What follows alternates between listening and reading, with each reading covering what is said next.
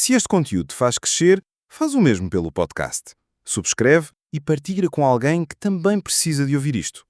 Vamos então ao episódio de hoje. Bem-vindos. Hoje vamos mergulhar num fenómeno que se infiltrou um pouco por todo o lado. Falo da ascensão da linguagem da terapia. É aquela que todos conhecemos. Exatamente. Estamos a falar de palavras como tóxico, limites, gaslighting, Trauma. trauma, claro. Como é que estas palavras saltaram dos consultórios para os nossos feeds, para as conversas de café, até para o escritório? A nossa análise de hoje parte de um ensaio em vídeo muito perspicaz que explora isto. E a questão que me parece central é: como é que um vocabulário que foi desenhado para curar, para nos ajudar a compreender, Sim. se está a transformar às vezes numa ferramenta que cria mais confusão e distância do que outra coisa? É a pergunta de €1 milhão, não é? E, olha, antes de mais, é mesmo importante sublinhar uma coisa. Força. Esta análise não é de todo um ataque à terapia ou à saúde mental. Seria um erro tremendo. O que aconteceu nas últimas décadas foi, francamente, um progresso social gigantesco. Sem dúvida. Eu lembro-me de que, não há assim tanto tempo, falar sobre saúde mental era um tabu absoluto. Era quase um sinal de fraqueza. Exatamente. A depressão era preguiça. A ansiedade era uma falha de caráter. A mudança foi radical. Totalmente. Hoje, ir à terapia é cada vez mais um sinal de autoconsciência, de querer melhorar. E essa desestigmatização é, honestamente, uma das maiores conquistas do nosso tempo. O problema não está na terapia. Está na forma como a sua linguagem está a ser, digamos, contrabandeada para outros contextos. É isso mesmo. Ok, então vamos começar por aí, pela origem. A nossa fonte destaca um momento decisivo nos anos 80, com a publicação do DSM-3, o Manual de Diagnóstico. Sim, Parece um documento super técnico, mas que impacto real é que aquilo teve? teve um impacto monumental. O DSM-3 veio padronizar e categorizar as perturbações mentais. De repente, médicos, tribunais, seguradoras, Passaram a falar a mesma língua. exatamente, passaram todos a ter uma linguagem comum. Pensa no transtorno de stress pós-traumático, o TEPT. Certo. Obviamente, o trauma de guerra existe desde que há guerras, mas só aí é que se tornou um diagnóstico oficial legítimo. Ou seja, deu um nome, uma identidade a um sofrimento que antes era Invisível, ou simplesmente desvalorizado. precisamente. Deu a veteranos e a sobreviventes uma linguagem para descreverem a sua dor. Deixaram de ser vistos como fracos? Exato. Deixaram de ser fracos ou destruídos e passaram a ser pessoas com uma condição médica que precisava de tratamento. As etiquetas clínicas, quando são bem usadas, são um código informativo muito poderoso. Comunicam seriedade, a necessidade de cuidado, não de julgamento. E as gerações mais novas, os millennials, a geração Z, abraçaram isto completamente. Criaram uma cultura onde é normal falar sobre ir ao terapeuta. Encorajam-se uns aos outros a procurar ajuda. Sim, e a fonte sublinha, e bem, que a terapia real, com profissionais, salva vidas. Ponto final. Então, se a origem é tão positiva, onde é que as coisas começaram a descarrilar? Imagino que a velocidade e a superficialidade das redes sociais tenham um papel central. Pois, é aí que a coisa se complica. O problema surge quando esta terminologia tão específica escapa do contexto clínico. A fonte chama a isto a memificação da terapia. Gosto do termo. E é perfeito, não é? Pensa nisto. A terapia real é um processo lento, baseia-se em confiança, em nuance, em paciência. As redes sociais são o completo oposto. O algoritmo permeia a velocidade, a simplicidade. O impacto emocional instantâneo. Exato. É a diferença entre cozinhar uma refeição complexa passo a passo e ver um vídeo de 30 segundos no TikTok sobre como a fazer. Vemos o resultado, mas perdemos todo o processo, toda a nuance. Lá está. E é por isso que a nuance não sobrevive neste ecossistema. O que sobrevive são vídeos de 20 segundos com títulos como 5 sinais de que pode ter ansiedade. Sim, A fonte mostra como um único comportamento isolado, tipo precisar de tempo a sós, é apresentado como prova de uma perturbação de personalidade complexa. Condições profundas são transformadas em crises de identidade superficiais. É isso. As pessoas identificam-se com uma frase vaga como às vezes sinto um vazio e pronto, autodiagnosticam-se. E o fenómeno torna-se ainda mais bizarro com o uso de ferramentas de IA como terapeutas de bolso. Alguém desabafa com um chatbot e o modelo responde com um vocabulário compassivo porque foi programado para isso. A tal empatia simulada. Empatia simulada, precisamente. A pessoa sente-se ouvida, validada, mas não há ali tratamento, não há contexto clínico, não há responsabilidade profissional. É psicologia sem psicólogo. Faz todo o sentido. Mas por que é que isto pegou tão depressa? Não pode ser só por causa das redes sociais, pois não? Deve haver algo mais profundo, algo na nossa psicologia que nos torna tão receptivos a esta forma de falar. O que é que a fonte diz sobre isso? Aponta para um conceito filosófico que explica muita coisa. A autoridade epistémica. Autoridade epistémica? Basicamente significa que, ao usar linguagem clínica, a pessoa está a apelar a uma verdade que soa objetiva, quase científica. Dá-me um exemplo prático. É simples. Dizer não gosto desse teu comportamento é claramente uma opinião subjetiva. Certo? Mas dizer esse teu comportamento é tóxico, Sim. soa a um diagnóstico. Tem um peso diferente, transforma uma preferência pessoal num facto clínico aparente. E isso confere uma credibilidade, um poder imediato a quem fala. Uau!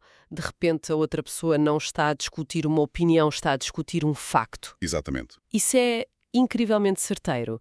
E a fonte menciona mais algumas razões, certo? Uma delas é a que chama de a estética da inteligência. Sim, a ideia de que usar este jargão nos faz parecer e sentir mais esclarecidos, mais sofisticados emocionalmente. Como se tivéssemos um entendimento secreto do funcionamento da mente humana. É isso. Confere uma espécie de autoridade moral. E depois há a minha favorita, que me fez rir e sentir um arrepio. A RHEificação da intimidade. Essa é ótima. Confesso que o termo me pareceu um pouco exagerado. As pessoas estão mesmo a falar umas com as outras como se estivessem a mandar um e-mail dos recursos humanos? Parece um exagero, mas a ideia é brilhante. Capta a essência. Em vez de dizer algo vulnerável e direto como fica muito magoada com o que fizeste, Diz-se. já não tenho capacidade emocional para manter espaço para esta interação. Faz-me lembrar quando um amigo me disse que precisava de despriorizar a nossa interação para proteger a sua energia. Ai, Na altura, doeu muito mais do que se ele simplesmente tivesse dito preciso de espaço, estou a passar por uma fase complicada.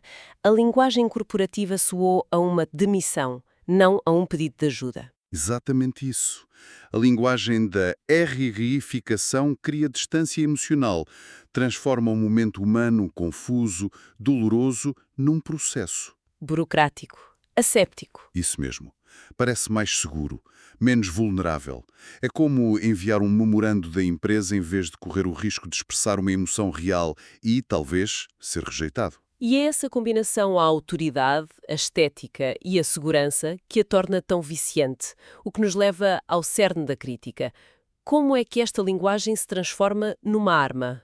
Bem, acontece de várias formas e quase sempre de maneira subtil. A primeira é a patologização de emoções perfeitamente normais. Certo. A tristeza comum é rapidamente rotulada como depressão. Um conflito normal numa relação passa a ser abuso emocional. Qualquer desconforto vira uma patologia. E isso leva ao tal concept creep, a expansão nos conceitos, não é? O termo trauma é um exemplo perfeito disso. Sem dúvida. Originalmente, trauma referia-se a uma experiência de ameaça à vida, à integridade física. Hoje, Usa-se para tudo. o conceito expandiu-se tanto que é usado para descrever experiências cada vez mais ligeiras. Uma discussão, um comentário indelicado. A fonte até dá um exemplo curioso da investigação animal, onde o termo agressão canina, que antes descrevia ataques violentos, expandiu-se ao ponto de incluir o ladrar de um cão pequeno. Acontece o mesmo com a psicologia humana. O mesmo. E quando se expande um conceito assim, ele perde o significado, perde a força. Mas há um uso ainda mais direto como arma, que é a presunção de malícia. Acusar alguém de gaslighting numa discussão normal, por exemplo. Exatamente. Gaslighting é uma forma de abuso psicológico grave, intencional. Mas hoje, o termo é usado para descrever uma simples discordância. Não me lembro disso ter acontecido assim. E a resposta é: estás a fazer-me gaslighting.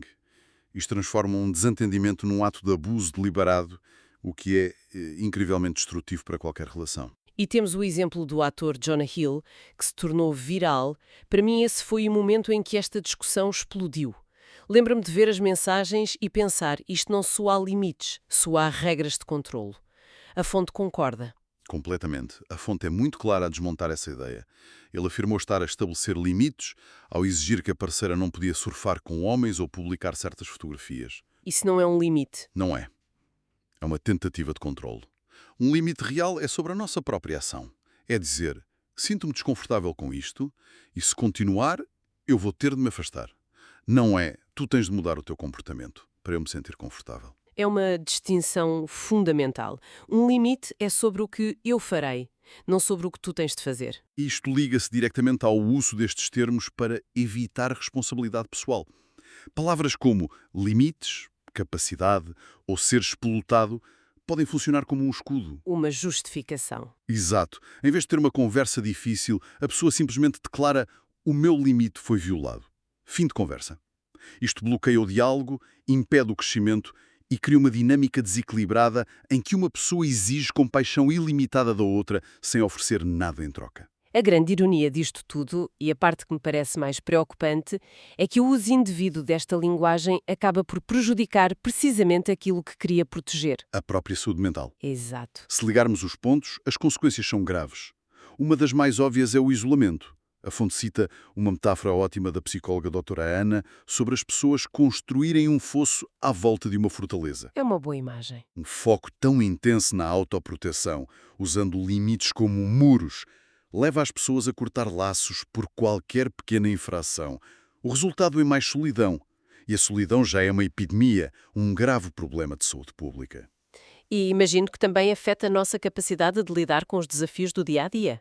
A resiliência. Sem dúvida, é a segunda grande consequência, é a erosão da resiliência. Se tratamos cada sentimento negativo, cada desentendimento, como uma crise ou um trauma... Tornamo-nos mais frágeis. Exato. Tornamo-nos menos capazes de lidar com os altos e baixos normais da vida. Ensina-nos fragilidade em vez de força. E depois, claro, há a diluição da credibilidade. O efeito Pedro e o Lobo. Precisamente. Se toda a gente descreve pequenos inconvenientes como traumáticos, a palavra perde o seu poder. E quando alguém que sofreu um trauma genuíno e grave precisa de ajuda, a linguagem já foi esvaziada. A sua experiência é banalizada. E há um último ponto que a fonte faz que me parece crucial, a individualização de problemas que são, na verdade, sistémicos. Esse é um ponto muito importante. O burnout é o exemplo perfeito. É cada vez mais enquadrado como um problema individual, de má gestão do trabalho emocional ou de falta de limites. Quando, na verdade... Na maioria das vezes, o burnout é uma reação natural a pressões externas. Excesso de trabalho, baixos salários, falta de segurança, desigualdade social. Ou seja, em vez de questionarmos o sistema que nos está a esgotar, somos levados a acreditar que o problema está na nossa incapacidade de gerir a nossa capacidade. Exato. A responsabilidade é transferida da empresa ou da sociedade para o indivíduo. E isso é muito conveniente para os sistemas que causam o stress, porque nunca são desafiados. Então, chegamos ao fim e a pergunta é: qual é a solução? Claramente não é abandonar por completo esta linguagem, que tem um valor inegável quando é bem utilizada. Não, de todo. A fonte parece fazer uma distinção muito clara entre a linguagem da terapia, como fenómeno cultural, e o objetivo da terapia real. E essa distinção é tudo.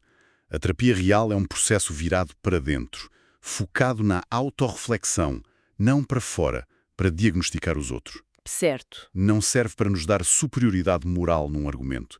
Serve para nos ajudar a navegar as nossas relações com mais empatia, autoconsciência e responsabilidade.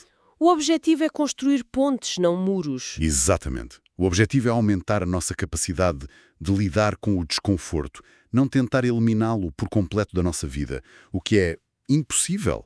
É sobre crescer através do conflito, não fugir dele. Com base nisso, a fonte deixa alguns conselhos muito práticos. O primeiro é abandonar o guião. Sim. Em vez de usar vocabulário clínico, usar linguagem autêntica. Dizer estou magoado ou sinto-me assustado é muito mais honesto e eficaz do que não me sinto segura nesta interação. A vulnerabilidade gera conexão. Enquanto o jargão gera distância. Lá está. O segundo é que o contexto é rei. Reservar a linguagem clínica para situações que são de facto graves. E terceiro, talvez o mais importante, parar de diagnosticar os outros. Absolutamente. Focar no comportamento específico. Não gostei quando fizeste X, em vez de aplicar um rótulo à pessoa inteira, tu és um narcisista. Um comportamento não define uma pessoa. E, por fim, manter a humildade. Permitir a possibilidade de estarmos errados. Entrar numa conversa com essa possibilidade. E isto leva-nos a uma reflexão final que a fonte propõe e que me ficou a ecoar na cabeça. É sobre estarmos conscientes do mundo que criamos com as nossas palavras. É um pensamento final provocador e muito poderoso. Se usarmos a linguagem para patologizar tudo, se cada desconforto for um trauma e cada desentendimento for abuso, acabaremos por viver num mundo que nos parece constantemente doente, perigoso e hostil. Um mundo de fortalezas isoladas. Exatamente. Mas se usarmos a linguagem para compreender, para clarificar, para expressar vulnerabilidade e para conectar, mesmo no meio do conflito, Então podemos construir algo diferente. então podemos construir um mundo onde as relações não só sobrevivem às dificuldades, mas se aprofundam por causa delas. E esse é um mundo onde vale a pena viver.